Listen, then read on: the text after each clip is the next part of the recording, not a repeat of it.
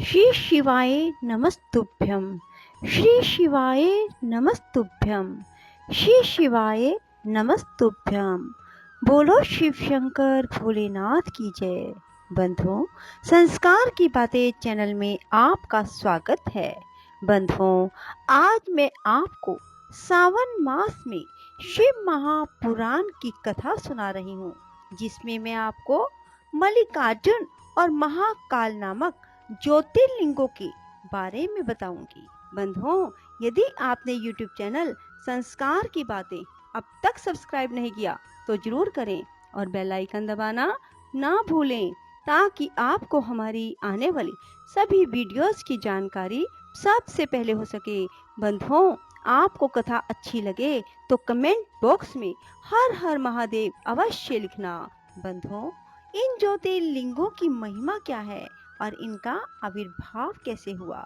बंधुओं, मलिक अर्जुन के प्रादुर्भाव का प्रसंग अब मैं आपको सुनाने जा रही हूँ, जिसे सुनकर बुद्धिमान पुरुष सब पापों से मुक्त हो जाते हैं। जब महाबली तारक शत्रु शिवापुत्र कुमार कार्तिकेय सारी पृथ्वी की परिक्रमा करके फिर कैलाश पर्वत पर आए और गणेश के विवाह की बात सुनकर क्रोच पर्वत पर चले गए।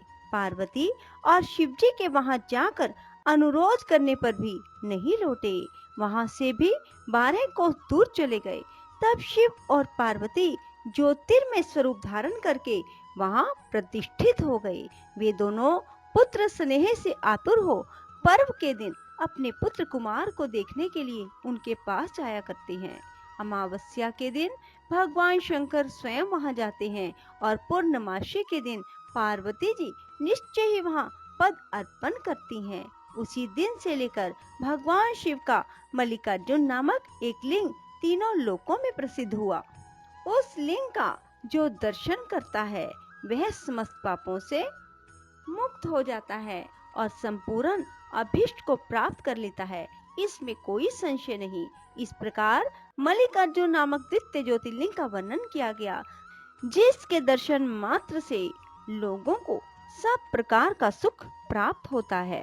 ऋषियों ने कहा, प्रभु अब आप विशेष कृपा करके तीसरे ज्योतिर्लिंग का वर्णन कीजिए। सूर्य ने कहा, ब्राह्मणों मैं धन्य हूँ, कृत्य हूँ, जो आप श्रीमानों का संग मुझे प्राप्त हुआ। साधु पुरुषों का संग निश्चय ही धन्य है। मैं अपना सौभाग्य समझकर पाप नाशनी परम पावनी दिव्य कथा का वर्णन करता हूँ। अवंती नाम से प्रसिद्ध एक रमणीय नगरी है, जो समस्त देहधारियों को मोक्ष प्रदान करने वाली है। वह भगवान शिव को बहुत ही प्रिय है, परम पुण्यमयी और लोक पावनी है। उस पुरी में एक श्रेष्ठ ब्राह्मण रहा करते थे, जो शुभ कर्म परायण, वेदों के स्वाध्याय में संलग्न तथा वैदिक कर्मों के अनुष्ठान में सदा तत्पर रहने वाले थे।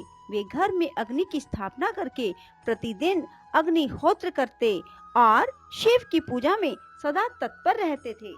वे ब्राह्मण देवता प्रतिदिन पार्थिव शिवलिंग बनाकर उसकी पूजा किया करते थे। वेद प्रिय नामक वे ब्राह्मण देवता सम्यक ज्ञान अर्जन में लगे रहते थे, इसलिए उन्होंने संपूर्ण कर्मों का फल पाकर सद्गति प्राप्त कर ली, जो संतों को ही सुलभ होती है। उनके शिव पूजा परायण 4 तेजस्वी पुत्र थे, जो पिता माता से सद्गुणों में कम नहीं थे। उनके नाम थे देवप्रिय, प्रिय मेधा, सुकृत और सुवृत। उनके सुखदायक गुण वहां सदा बढ़ने लगे। उनके कारण अवंती नगरी ब्रह्म तेज से परिपूर्ण हो गई। उसी समय रतनमाल पर्वत पर दूषण नामक एक धर्मद्वेषी असुर ने ब्रह्मा जी से वर पाकर वेद, धर्म और धर्मात्माओं पर आक्रमण किया। अंत में उसने सेना लेकर उज्जैन के ब्राह्मणों पर भी चढ़ाई कर दी। उसकी आज्ञा से 4 भयानक दैत्य चारों दिशाओं में प्रलय अग्नि के समान प्रकट हो गए, परंतु वे शिव विश्वासी ब्राह्मण बंधु उनसे डरे नहीं। जब नगर के ब्राह्मण बहुत घबरा गए, तब उन्होंने उनको आश्वासन देते हुए कहा, आप लोग भक्त वत्सल भगवान शंकर पर भरोसा रखें। यूं कह शिवलिंग का पूजन करके वे भगवान शिव का ध्यान करने लगे। इतने में ही सेना सहित दूषण ने आकर उन ब्राह्मणों को देखा और कहा, इन्हें मार डालो, बांध लो। वेद प्रिय के पुत्र उन ब्राह्मणों ने उस समय उस दैत्य की कही हुई वह बात नहीं सुनी, क्योंकि वे भगवान शंभु के ध्यान मगन में स्थित थे। उस दुष्ट आत्मा दैत्य ने जो ही उन ब्राह्मणों को मारने की इच्छा की, त्यों ही उनके द्वारा पूजित पार्थिव शिवलिंग के स्थान में बड़ी भारी आवाज के साथ एक गड्ढा प्रकट हो गया। उस गड्ढे से तत्काल विकट रूपधारी भगवान शिव प्रकट हो गए, जो महाकाल नाम से विख्यात हुए। वे दुष्टों के विनाशक और सत्पुरुषों के आश्रयदाता हैं। उन्होंने उन दैत्यों से कहा, अरे खल, मैं तुझ जैसे दुष्टों के लिए महाकाल प्रकट हुआ हूँ। तुम इन ब्राह्मणों के निकट से दूर भाग जाओ। ऐसा कहकर महाकाल शंकर ने सेना सहित दूषण को अपने हुंकार मात्र से तत्काल भस्म कर दिया। कुछ सेना उनके द्वारा मारी गई और कुछ भाग खड़ी हुई। परमात्मा शिव ने दूषण का वध कर डाला। जैसे सूर्य को देखकर संपूर्ण अंधकार नष्ट हो जाता है, उसी प्रकार भगवान शिव को देखकर उनकी सारी सेना अदृश्य हो गई। देवताओं की दुंदुभियां बज उठी और आकाश से फूलों की वर्षा होने लगी।